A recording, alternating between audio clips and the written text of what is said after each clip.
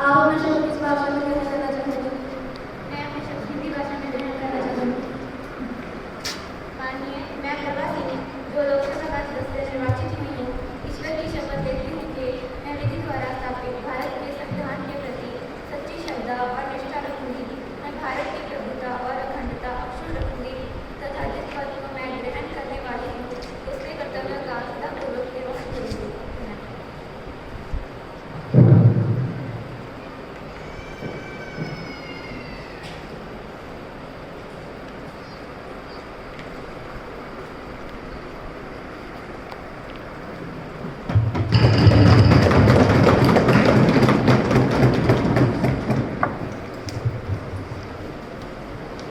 माननीय सदस्य, आज के प्रश्नकाल की शुरुआत की जाती है।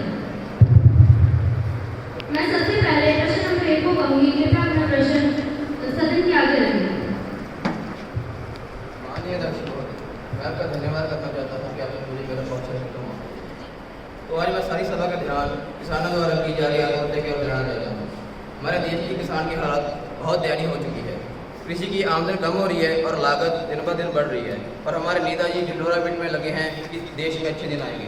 तो मैं उनसे पूछना चाहता हूँ कि जिस देश की 70% आबादी कृषि पर निर्भर हो और उसी देश का किसान आत्महत्या कर रहा हो तो क्या ये देश के अच्छे दिन हैं? ये देखिए बहुत तेजी NCRB national crime record bureau की कोई आंकड़े इसमें साफ साफ बताया गया कि पिछले वर्ष 2020 में कुल 10,670 किसानों ने आत्महत्या की। ये बहुत बड़ा और गंभीर आंकड़ा है। इससे साफ साफ जाहिर होता है कि हमारा केंद्र प्रशासन किसानों को देखकर बिल्कुल गंभीर नहीं है। पिछले वर्ष हुआ किसानी आंदोलन इसका बहुत बड़ा सबूत है, जिसमें सब कुल 700 से भी अधिक किसानों ने अपनी जानें गंवाई है। जिस देश की आजादा को अपने अधिकारों के लिए सड़कों पर आना पड़े, इस देश का सरकार क्या कर रही है महोदय? आजकल एक नई खबर और सुनने में आ रही है कि कह रहे हैं कि किसान लालची है। मैं उनसे पूछना चाहता हूँ, जब 1966 में इन्होंने हाइब्रिड बीज और पेस्टिसाइड का प्रयोग करने के लिए किसानों को उत्साहित किया था, तब इनकी सरकार थी महोदय। आज ये कह रहे हैं किसान लालची है। तब देश में अनाज की कमी थी, किसान ने मेहनत की, अनाज की पूर्ति की, परंतु आज जब किसान को देश की जरूरत है तो ये देश अपने पैर पीछे पसार रहा है। क्या किसान इस देश का हिस्सा नहीं है? क्या किसान को जीने का हक नहीं है? महोदय बस एक मिनट, ये इनकी योजनाएं बनाते हैं, इनकी योजनाएं सिर्फ इनके सरकारी पन्नों में और सरकारी दफ्तरों में रह जाती है। इनकी योजनाएं किसान तक पहुँच ही नहीं पाती। ये योजनाएं ऐसे बनाते हैं कि मैं आपको आप कहना चाहता हूँ कि इनकी योजना कुछ ऐसे होती है अपनी मातृभाषा में बताया। ये ऐलान ऐसे करते हैं, ये ऐलान ऐसे करेंगे, रावी जो निकले 3 लहरा, 2 सुखियां कवागी नहीं, जिहड़ी वागदी नहीं कुछ ना उड़ गए 3 बंदे, 2 डुब गए लभ्या नहीं।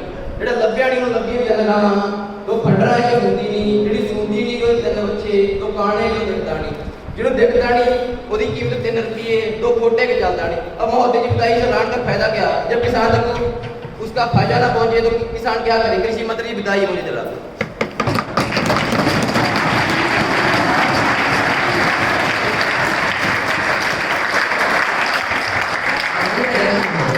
जैसा कि हमने बताया, हमारे देश में किसानों द्वारा आत्महत्या एक मुद्दा है जिसके प्रति हमारी सरकार अत्यंत गंभीर है। केंद्र सरकार द्वारा माननीय प्रधान जी के दिशा निर्देशों के तहत अनेक किसान कल्याणकारी योजनाएं चलाई जा रही हैं, जैसे कि प्रधानमंत्री किसान निधि योजना।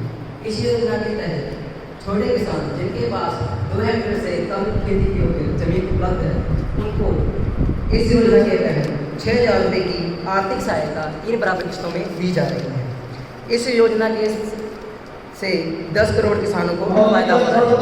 10 किसानों से मिला दीजिए। अब इसे बाकी यहाँ पे 10 किसानों को लाइए।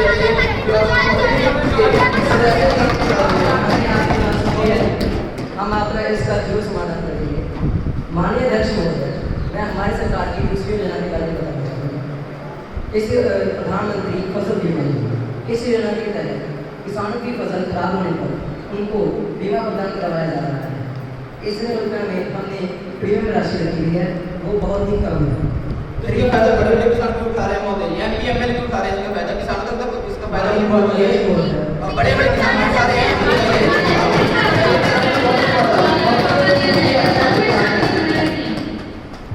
माननीय अध्यक्ष महोदय, मैं हमारी दूसरी योजना के बारे में बताना चाहता हूँ। इस योजना से हमारे इस योजना में छोटे किसान जिनकी फसल खराब हो जाती है उनको इस योजना के प्रति फसल खराब होने पर उनको बीमा प्रदान करवाया जा रहा है। इसमें हमने प्रीमियम राशि रखी गई है जिसमें खरीफ फसल पर 5% और रबी पर 1.5% है। इसीलिए हमारी सरकार किसान के प्रति संवेदनशील है और निरंतर किसानों की स्थिति को ऊपर उठाने के लिए प्रयासरत है।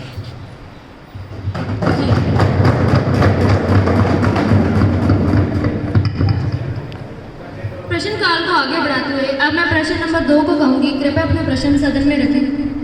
आदरणीय अध्यक्ष महोदय, मैं रक्षा मंत्री जी से पूछना चाहती हूँ कि जम्मू कश्मीर में धारा 370 समाप्त होने पर भी वहाँ की सुरक्षा संबंधों के ऊपर होने वाले आतंकवादी हमलों में कोई भी कमी नहीं आई है।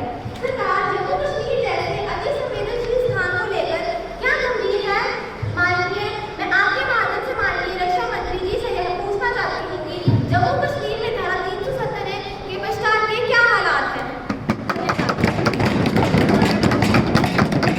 माननीय अध्यक्ष महोदय, मैं सदन को बताना चाहती हूँ कि जम्मू कश्मीर में 370 के समाप्त होने के बाद आतंकवादी गतिविधियों में कमी आई है और अंतर्राष्ट्रीय स्तर पर भी पाकिस्तान द्वारा प्रायोजित आतंकवाद को बेनकाब किया जा रहा है। घाटी में अभी शांति का माहौल है और रोजगार के अवसर बढ़ाए जा रहे हैं। जम्मू कश्मीर में अभी खुशी का माहौल है क्योंकि 370 के हटने के बाद आतंकवादी गतिविधि में काफी हद तक कमी आई है और अब लोगों के मन से भी आतंकवाद का डर धीरे धीरे समाप्त होता जा रहा है और ये हमारे देश के लिए एक अच्छा संकेत है।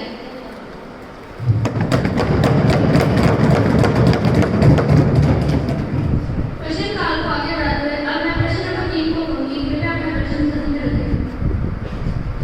माननीय अध्यक्ष महोदय, जैसा कि यहाँ बैठे सारे सदस्यों को पता ही है कि रिटायरमेंट के पश्चात एक सरकारी कर्मचारी का एकमात्र सहारा होता है कि उसे पेंशन मिलती रहे ताकि वो अपनी जिंदगी की तमाम जरूरतें अपने बलबूते पूरी कर सके।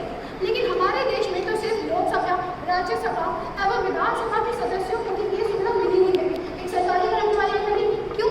जैसा कि सरकार के अनुसार 2004 के बाद जिन भी सरकारी कर्मचारी ने ज्वाइन किया है उनकी पेंशन की रद्द कर दी गई है। हमारे देश में अगर कोई 1 दिन के लिए एमएलए या राजनीतिक सदस्य बन जाए तो उसे मृत्यु के पेंशन के पश्चात, रिटायरमेंट के पश्चात पेंशन दी जाती है।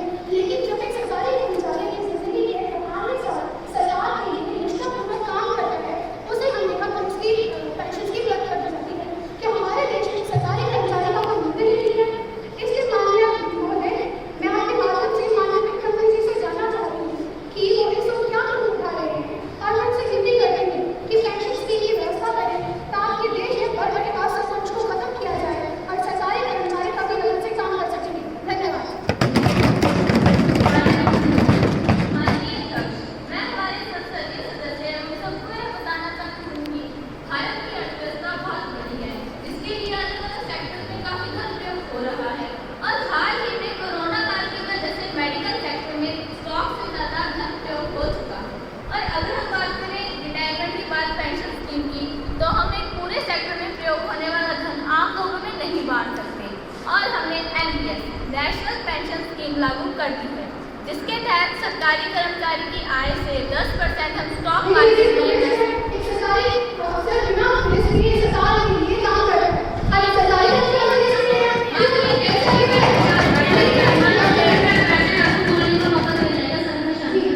जी, जैसा कि मैं आपको एमपीएस नेशनल पेंशन स्कीम के बारे में बता रही हूँ, जिसके तहत सरकारी कर्मचारी की आय से 10% हम स्टॉक मार्केट में इन्वेस्ट कर रहे हैं। इस मुद्दे पर हमारी चर्चा अभी जारी है। हम यह वादा तो नहीं कर सकते कि आने वाले समय में पेंशन स्कीम दोबारा से लागू की जाएगी, लेकिन यह पूरे विश्वास के साथ कह सकते हैं कि आने वाले समय में हम इस मुद्दे पर जरूर अमल करेंगे। धन्यवाद।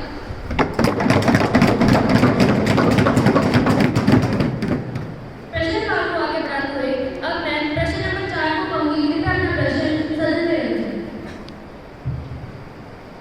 माननीय महोदय, मैं ऐसे पूछना चाह रहा हूँ कि कश्मीर में आतंकवादी गतिविधियाँ जारी हैं, जिसकी वजह से हिंदू प्रवासी लोग बहुत परेशान हैं।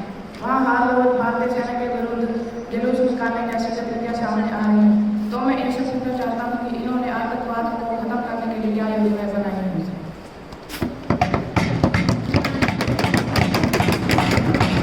आदरणीय महोदय जी, माननीय सदस्य जी ने पूछा है कि जम्मू कश्मीर मैं बताना चाहता हूँ कि जम्मू कश्मीर जिसको पहले की सरकारों ने वोट बैंक के रूप में इस्तेमाल किया है, लेकिन हमने जम्मू कश्मीर को नया भविष्य दिया है। परंतु हमारे इच्छा पूछे कि इन्होंने युवाओं के लिए क्या महोदय जी कृपया ने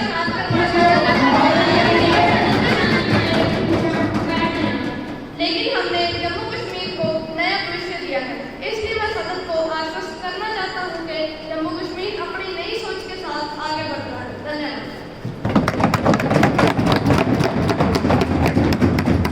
प्रश्नकाल को आगे बढ़ाते हुए अब मैं प्रश्न नंबर 4 से कहूंगी, कृपया अपना प्रश्न सदन में रखें। माननीय अध्यक्ष, मैं कोयला मंत्री जी से पूछना चाहूँगी कि राज्यों को कोयला आवंटन नहीं किया गया, जिससे कई राज्यों में कोयले की किल्लत है। थर्मल प्लांट तक कोयला नहीं पहुँच रहा, जिससे रोजाना 7-8 घंटे के लिए बिजली के कट लगाए जा रहे हैं।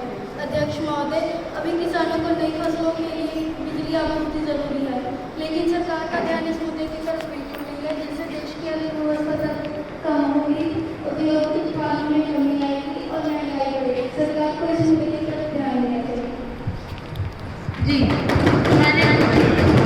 माननीय अध्यक्ष, मैं आपको ये बताना चाहता हूँ कि हम रेलवे विभाग के अधिकारियों के संपर्क में हैं और हमने उन्हें कोयला पहुँचाने का थर्मल तक जल्द से जल्द आदेश दिया है। हम अपना काम समय पर कर रहे हैं। इस काम में कभी कभी रुकावटें आ जाती हैं, लेकिन हमारे अधिकारी निरंतर अपना प्रयास कर रहे हैं। आप इस मामले से संतुष्ट हो जाइए, हम जल्द ही इसका समाधान निकालेंगे। मैं आपको ये भी बताना चाहता हूँ कि हम मालगाड़ियों का रास्ता खाली करवा रहे हैं और उनके फेरे बढ़ा रहे हैं ताकि वह ज़्यादा से ज़्यादा कोयला थर्मल तक पहुँचाए। आपको हमारे उठाए गए कदमों का रिजल्ट जल्दी देखने को मिलेगा। धन्यवाद। प्रश्नकाल को आगे बढ़ाते हुए अब मैं प्रश्न नंबर 6 से कहूंगी, कृपया अपना प्रश्न पूछें। माननीय अध्यक्ष, मैं सरकार से यह पूछना चाहता हूँ कि जैसे कोरोना काल में बच्चों की पढ़ाई का काफी नुकसान हुआ, वह ऑनलाइन पढ़ाई करते हैं, जिसके कारण वह स्कूली शिक्षा से वंचित रह रहे हैं। दूसरी ओर प्राइवेट स्कूलों ने अभिभावकों से पूरी फीस वसूल की है, जिसके कारण उन्हें बहुत दुख हुआ, जिसके कारण वह बहुत परेशान हुए। और मैं शिक्षा मंत्री जी से कहना चाहता हूँ कि वह स्कूलों को कहीं भी अभिभावकों से न्याय करें ताकि अभिभावक अपने बच्चों को अच्छी शिक्षा दिला सकें।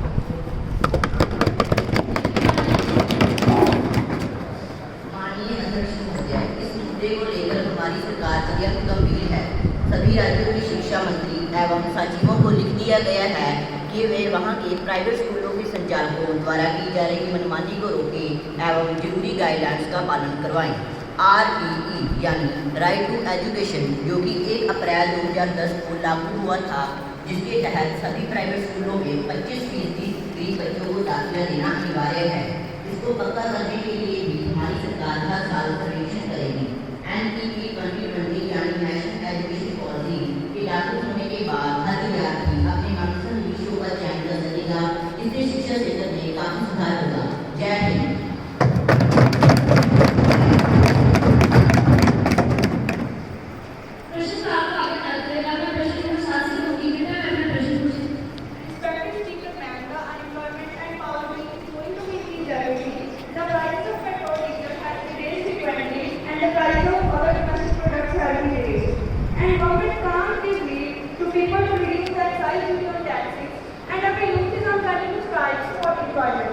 My next question is PM. What is the roadmap of government to provide aid to people of India?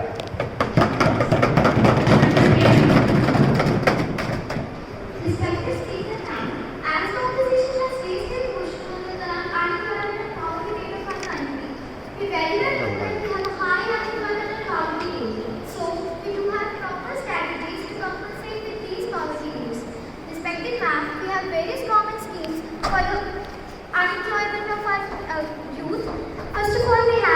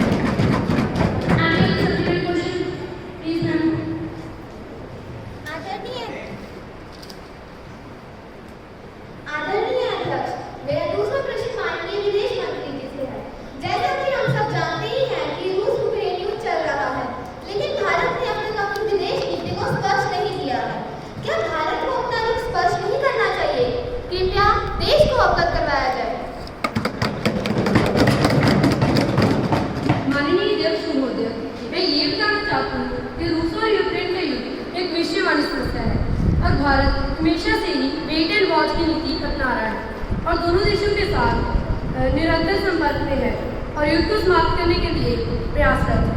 लेकिन जो मंत्री अपने आप ही की इसकी पढ़ाई माननीय नेता मैगजी को कहीं मैं शांत नहीं कर सकती।